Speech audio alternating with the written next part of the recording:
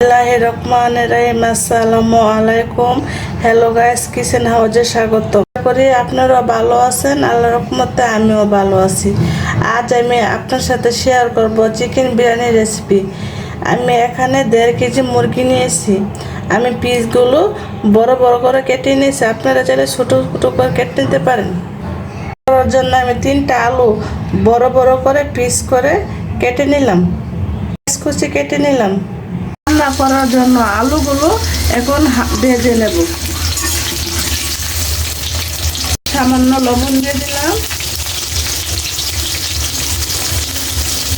Colour আসার জন্য অল্প একটু হলুদ গুঁড়া দিয়ে দিলাম।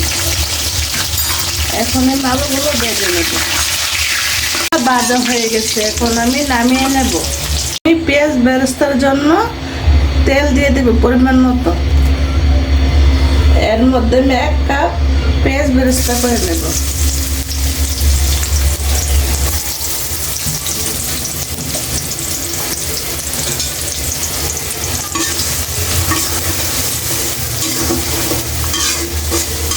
এই পেঁয়াজ বেরেস্তাটা আমি বিরিয়ানি দিব।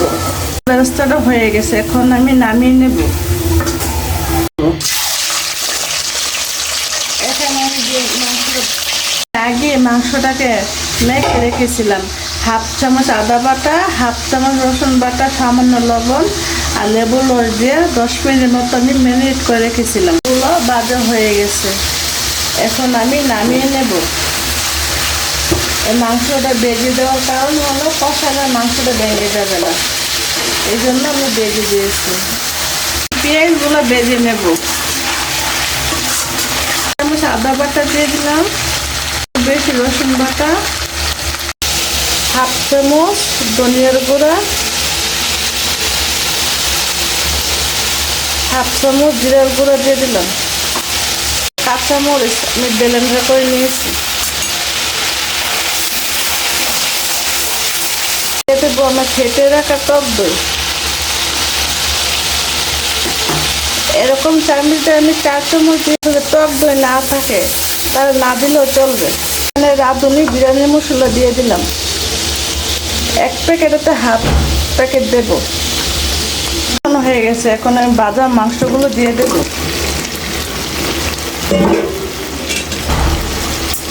ভাজা মাংসগুলো আমি ভালো করে 15 মিনিট কষিয়ে নেব। এই যে কালোগুলো আমি কষিয়ে নেব মাংসের সাথে।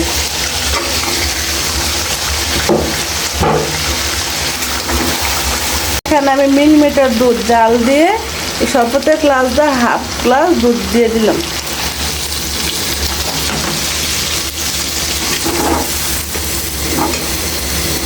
কষানো হয়ে গেছে, এখন আমি চুলা থেকে নামিয়ে নেব।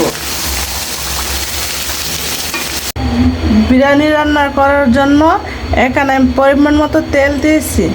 পেঁয়াজ কুচি আমি তেলটা এখানে অল্প দিয়েছি, কারণ আমি মাংসের মধ্যে তেল দিয়েছি বেশি।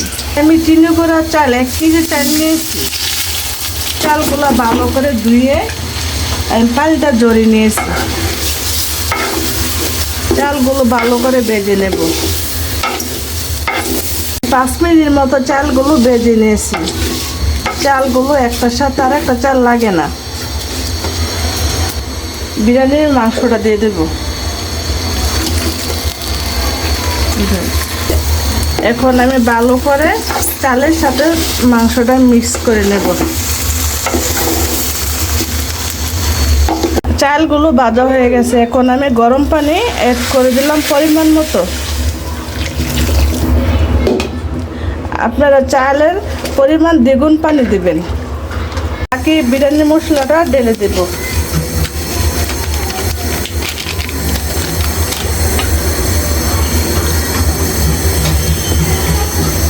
দশ মিনিটের জন্য ঢেকে দিলাম। 1 কাপ দুধ দিয়ে দিলাম।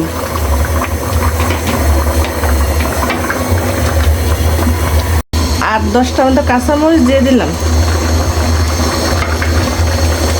আমি 2 চামচ ঘি দিয়ে দিলাম। ঘিটা দিলে কালারটা সুন্দর হয়, খেতে ভালো লাগে।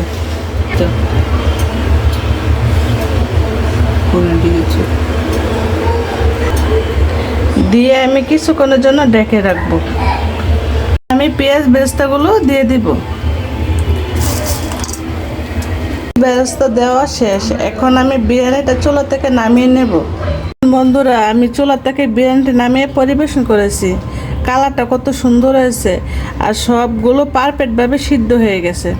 যদি আপনাদের কাছে বিরিয়ানির রেসিপিটা ভালো লেগে থাকে তাহলে অবশ্যই লাইক, কমেন্ট, সাবস্ক্রাইব করে দেবেন আর বাসা ট্রাই করে দেখবেন, করে কমেন্ট বক্সে জানাবেন। যারা আমার চ্যানেলটা এখন সাবস্ক্রাইব করেন না অবশ্যই সাবস্ক্রাইব করে দেবেন। আল্লাহ হাফেজ।